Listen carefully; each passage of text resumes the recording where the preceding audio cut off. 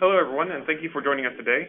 My name is Chris Campen, and I will be your host for this Technology Gateway webinar on NASA's self-healing material. Our presenters today are Dr. Scott Zavada and Dr. Keith Gordon. Scott Zavada is a research engineer with the National Institute of Aerospace and works with the Advanced Materials and Processing branch at NASA Langley Research Center. Prior to earning his PhD in macromolecular science and engineering from the University of Michigan in 2016, Scott held a bachelor's degree in chemistry from Adrian College in '98 and his master's in polymer technology from Eastern Michigan in '09. Prior to pursuing his doctorate, Scott worked as a senior research chemist from '98 to 2011 at Precision Coatings, Inc., during which time he was awarded patents on dry erasable coatings and laser ablative photomasks. An already accomplished researcher, Scott's ongoing interests include self-healing and stimuli-responsive materials, bioine chemistry, high-temperature polymers and composites, organic and inorganic hybrids, and additive manufacturing. Dr. Keith Gordon is a materials research engineer at NASA Langley Research Center. Keith earned his bachelor's degree in chemistry from Morehouse College in '97 and went on to earn his PhD in polymer and organic chemistry in '03 from Clark Atlanta University. His NASA career started in '04 in the Advanced Materials Processing branch, where he began research primarily in developing flame-retardant materials and proton exchange membranes for fuel cell applications. However, in the past 11 years, Keith has been working in the development of self-healing materials, where he has served as co-principal investigator and team lead on various projects. Dr. Gordon authored or co-authored 20 scientific publications, 5 patents, and over 30 technical presentations, has been an awardee of an Editor's Choice Award and a Group Achievement Award. Now, before we get started, I'd like to point out that your microphones will be muted throughout this presentation. So if you have any questions, please type them into the chat box and we'll answer them during the Q&A session at the end. So at this point, I'm going to turn it over to you, Scott. Good afternoon, everybody. Thank you for joining us. So today we'll be talking about a multi-layered self-healing material system. And this material was designed to mitigate the damage that would result from a puncture from a high-velocity projectile, something like a micrometeoroid or orbital debris.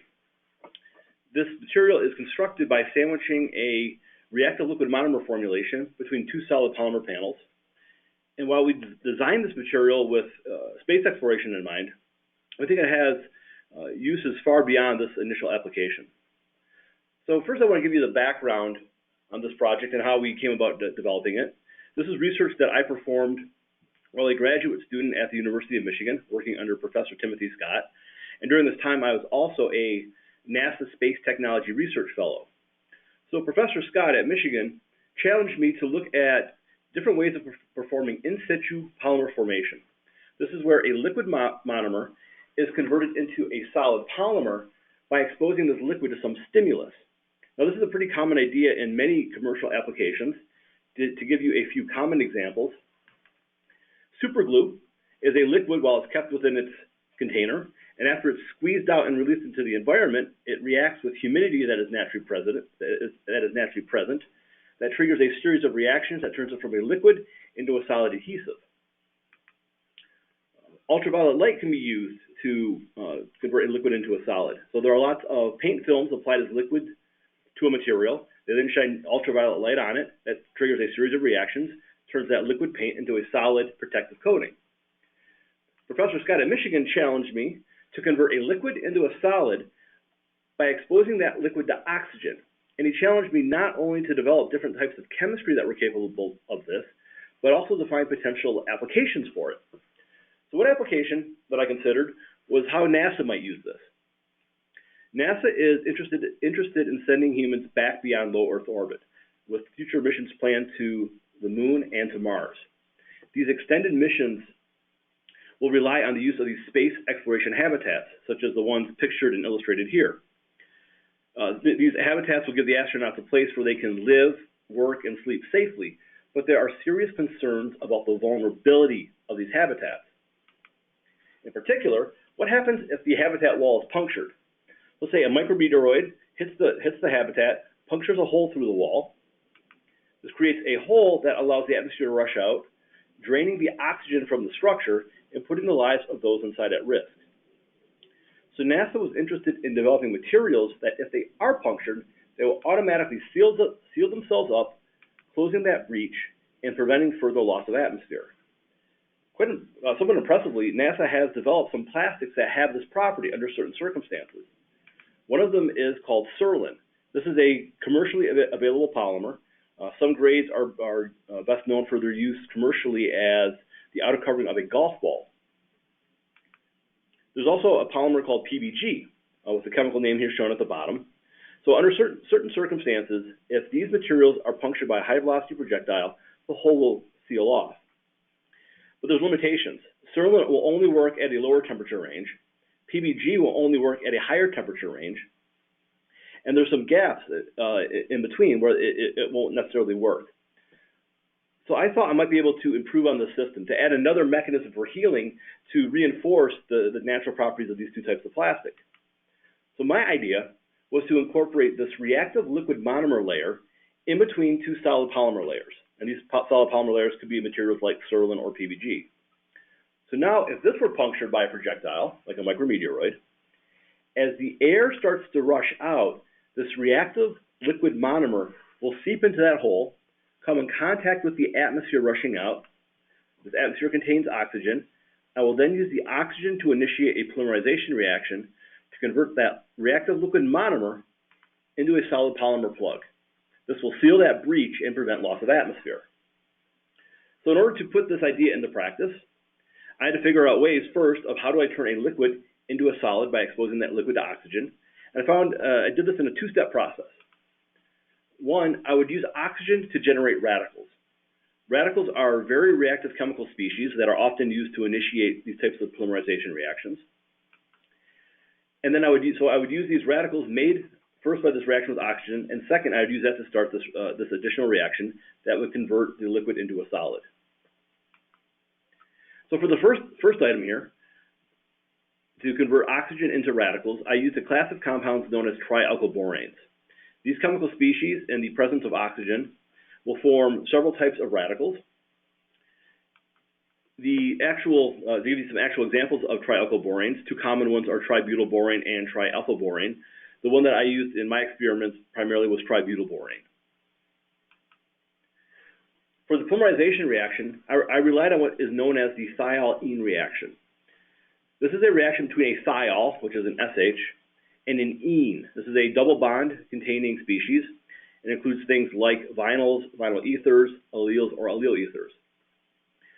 When these two species, chemical species, are present in the presence of radicals, they will react together to form a thiol-ether linkage. If we use monomers that have multiple functional groups, so for example, here is a dithiol with its two thiol groups and a triallele ether. When these materials are combined in the presence of radicals, it will polymerize and form a solid polymer. So initially, I did a considerable amount of research at my lab at the University of Michigan, and just to summarize the main points of what I found out there, we found that formulations of a thiol and an ene monomer, along with the tributylborane, would be a liquid in the absence of oxygen. If over 1% tributylborane was present in the formulation, it would solidify rapidly when exposed to air. And we found that by adjusting the types of monomers used and the tributylborane concentration, we could have solidification happen within seconds of being exposed to the atmosphere. So having developed these reactive formulations, we wanted to actually test it, to actually put it into a panel and puncture it and see what would happen. And we did that work here at the NASA Langley Research Center. So we constructed test panels that have this reactive liquid monomer between two solid polymer panels. To simulate micrometeoroid puncture, we fired bullets at it to do ballistics testing, and we monitored the results using various types of high-speed video cameras. To give you the specifics on the ballistics testing, we took a 3x3-inch panel, set that in a test stand 11 meters from a rifle. Luckily we're going to have a NASA sharpshooter present here at NASA Langley. From the rifle, he fired 223 caliber full metal jacket bullets. We use this type of ammunition as it tends to punch a clean hole through a material, and we felt this would best stimulate micrometeoroid puncture. we set up high-speed video cameras that would allow us to collect data at 100,000 frames a second to show what would happen as the bullet approached, contacted, penetrated through, and then passed on the test panel.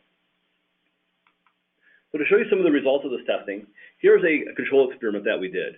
This has the two solid polymer panels on the front and back with a liquid formulation in the middle that does not contain tributylborane. So it does not contain the initiator that actually can react with oxygen to start this series of polymerization reactions that would turn the liquid into a solid. This will, we expected, and it did, just remain a liquid. We wanted to use this as a point of comparison. So as I play the video, you'll see the bullet pass through the material, and very quickly you see the stream of liquid spewing out. This is entirely as we expected because this material is unreactive. Showing a video that we took afterwards, here you see me squeezing the sample, and the liquid just oozes out. Again, this is exactly as we'd expected because this liquid is not capable of reacting. Compare that now to the video that we took of a sample where we did include 2% tributylborane. So this has the initiator. This is capable of reacting with oxygen. So as the bullet passes through, unlike before, we don't see much happen afterwards. And if we look at a video that was collected after that test, you see me squeezing the sample around the edges away from the impact site. You still see the bubbles move, so it's still a liquid there. But at the site of penetration, that liquid had turned into a solid, and I was able to test that with a vacuum line early on, and it did completely seal up that hole. So that was very exciting. This seemed to at least prove the basic feasibility of this idea. We published the results in ACS Macro Letters, published by the American Chemical Society. It was selected as an editor's choice article by the ACS, meaning if you are interested in reading this, this is freely available for downloading for free to everybody. The American Chemical Society put out a press release on this research that got a tremendous amount of press. There's numerous articles that appeared throughout popular media.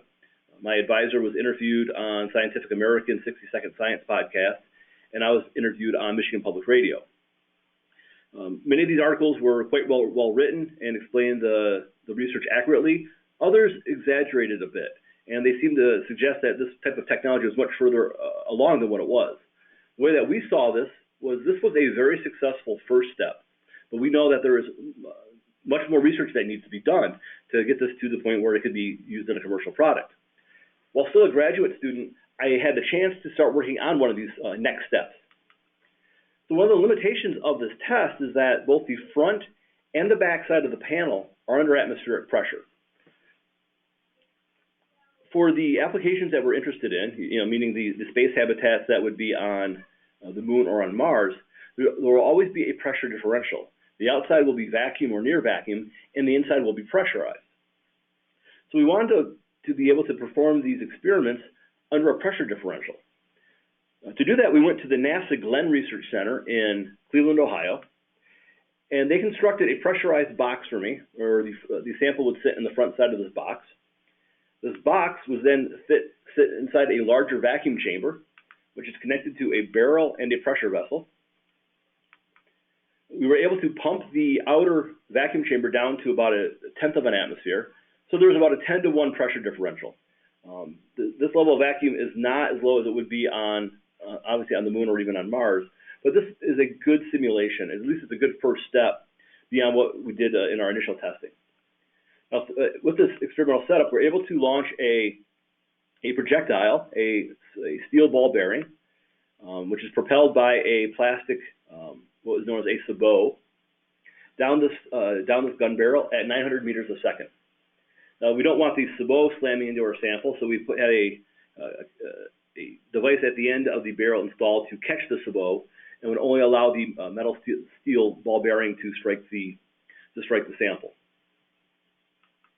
To show you a photo of what the experimental setup looked like, we see the metal pressurized box, which can be pressurized to 1 atmosphere. The test panel sits in the front of that, and the dotted line shows the projectile path of the steel ball bearing. Note, too, that with this setup also allowed us to monitor this process with high-speed video cameras. So the samples were constructed as they were before, with a reactive liquid monomer formulation sandwiched between two solid polymer supports. Now, one of the issues that we had anticipated was that under a pressure differential, this low viscosity liquid might shoot out through this hole before it has a chance to polymerize. So to help mitigate that problem, within the liquid we inserted a glass fiber mesh in the hope that this mesh would help to grab onto the liquid long enough to allow it to have time to polymerize and solidify to stay and seal that hole. So here's some videos of the data that we collected with this experimental process. And again, this first video I will show you is with an unreactive liquid, just for a point of comparison. So as I play the video, you'll see a cloud of debris, and amongst that debris will be the steel ball bearing that penetrates the sample. And very quickly afterwards, we see this liquid being ejected quite violently, much more violently than before, owing to the pressure differential from the back side of the panel, which is pressurized, and the near vacuum conditions on the outside. This is, again, much more dramatic than the sample that we tested just at atmospheric pressure. So compare this with the sample formulation that contained 2% tributylborane. So again, this formulation has the initiator in the monomer, and this will react in contact with oxygen. As I play back this video, you'll see the cloud of debris and the steel ball bearing. It'll pass through the sample, creating a hole, and not a whole lot happens right now. If we were to play this video back long enough, you would see a small amount of solid material extruded through this hole. And when I went back and examined the sample, the hole did not seal up completely, but it was much, much smaller than it would have been otherwise. Because of the complexity of the setup, we only had a chance to test a limited number of samples, but even getting this far on our first attempt, I thought was very promising. So that was how far I was able to take this project while a graduate student at the University of Michigan. And I think there's a lot more work that can be done to improve upon this. I think the first question that needs to be looked at is the best way of packaging the liquid within this tri-layered structure. What I did was just to sandwich this liquid within two solids. There might be better ways of doing this, like including a honeycomb structure along with the liquid, or maybe embedding the liquid within capsules or some kind of three-dimensional tubule or even like a vascular type network. I think another question that needs to be answered is how stable are these reactive liquids? For the experiments that I performed, I would make them up in the morning and then test them throughout the day. And that for my purposes that I was able to demonstrate the feasibility, but I never looked at the long-term stability of these reactive liquids. So I never looked at how they would behave a month or a year or 2 or 3 years after that. And that is a real concern that would have to be addressed before this could be used in a commercial product. So just to summarize, summarize this material, we have a multi-layered self-healing material system with this reactive monomer layer in the middle that is able to react with oxygen to form a solid plug that can seal up a breach. On either side of this are plastics that, if they are punctured by a high-velocity projectile, under certain temperature ranges, they too are also able to heal themselves up to seal that breach, which could, in a space habitat, prevent loss of atmosphere. Our hope is that by including multiple healing mechanisms within one wall, at least one of these, under any type of damage event, would be able to seal up that hole. We felt that just using a single healing mechanism was too risky, and it's too hard to account for all types of damage modes. But by having multiple types of healing, we would account for a wider variety of damage. So while we had designed this with the thought of space exploration in mind, we think this technology has applications that go far beyond that. We think there's uses throughout aerospace and aeronautics. We also think it could be useful as a liner in a fuel tank. It might be useful in radiation shielding. We think it might have some terrestrial applications for use as a wire insulation material. And furthermore, we think it could be utilized in robotics or things like windows. So with that, I'd like to turn it over to my colleague. All right, thank you, Scott. We received a number of questions during your presentation, and we'll get to them shortly, but as Scott said, we are going to turn this over to his colleague, and my colleague as well, Kim Middleton. She's going to give a brief overview of how businesses can partner with NASA through technology licenses. Hi, I'm Kim Middleton. I'm a licensing specialist here at NASA Langley Research Center, and also in the room with me is Glenn King. He's my teammate and also a licensing specialist. On this next slide here, you can see some of the businesses that we have done, companies that we've done businesses with out in the past, and you can see that there's a large range of them. So let's get started. So here at NASA Langley, we mainly focus in the areas of advanced materials, aerospace applications, sensors, and detectors. To find these technologies, the best thing to do is go to our website, the Technology Gateway or NASA Tech Transfer. Copy down that website, and you can go there and search for just about any technology you want to. You can also learn about other ways of doing businesses with us, such as SpaceX agreements and SBIR opportunities. We have several licenses here, types of licenses at Langley. The first one we'll discuss is the standard commercial license. It's available to domestic and international organizations. There are exclusive license, which means the field of use is limited just to a specific field of use, or we only deal exclusively with you. The partially exclusive license is one where we deal with the particular field of use, geographic territory, or term. So we can license to another company in maybe a different geographic territory, or maybe who's using it in a different field of use.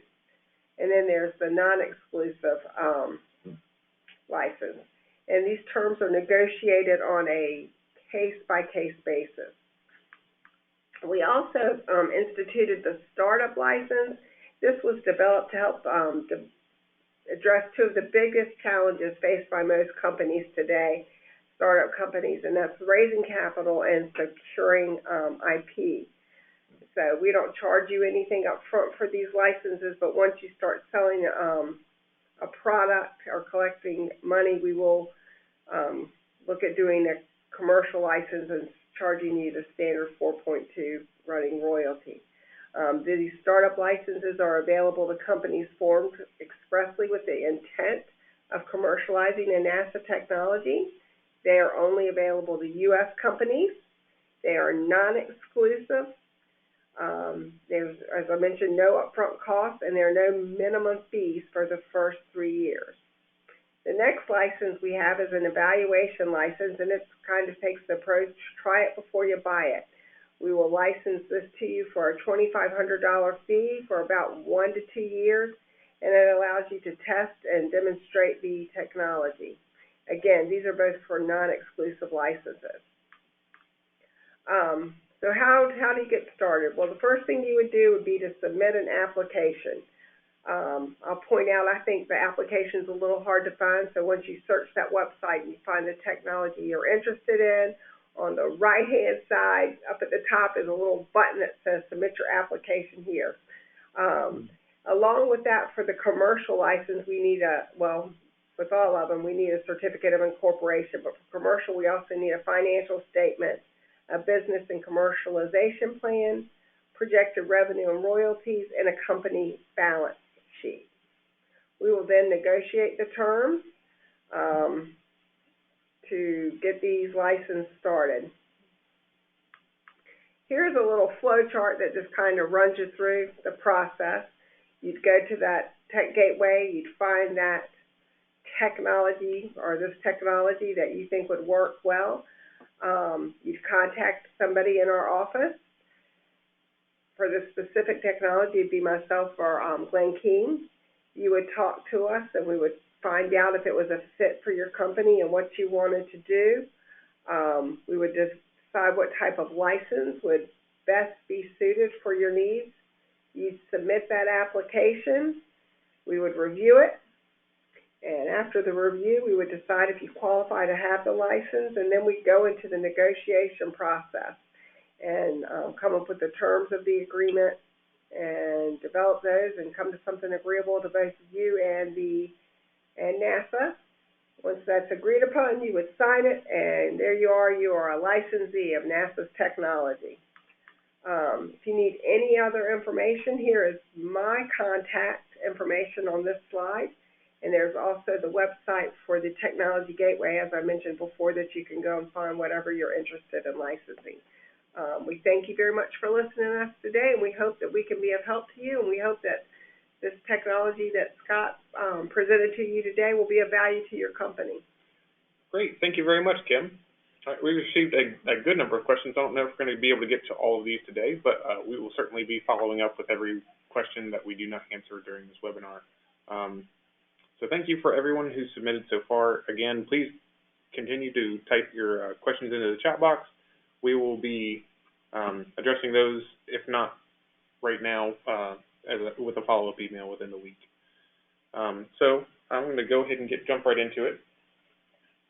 So Scott, one of our listeners wants to know is, does this new liquid layer work in non-vacuum environments? Yes, it relies upon oxygen being present to initiate that polymerization reaction. So it can work anywhere where an oxygen leak may occur. All right.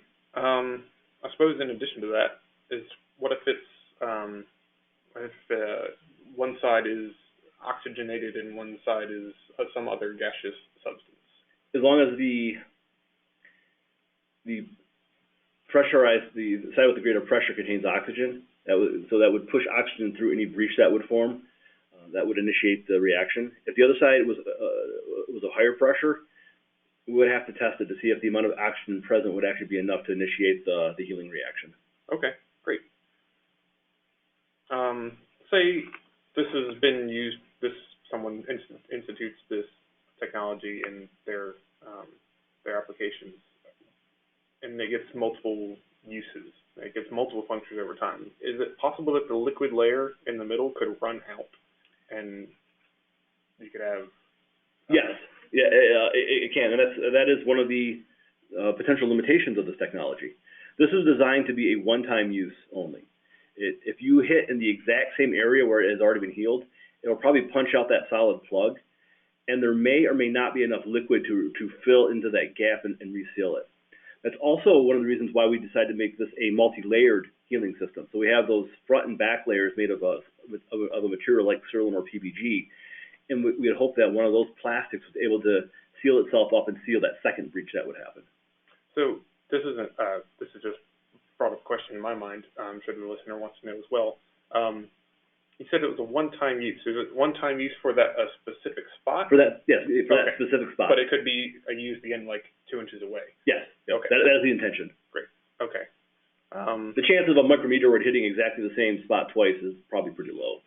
Agreed. But I was just wondering for non-space environments, certainly they might be more concerned about punctures in other areas close by, things like that. So on to the next question. Do these self-healing plastics only work at speed?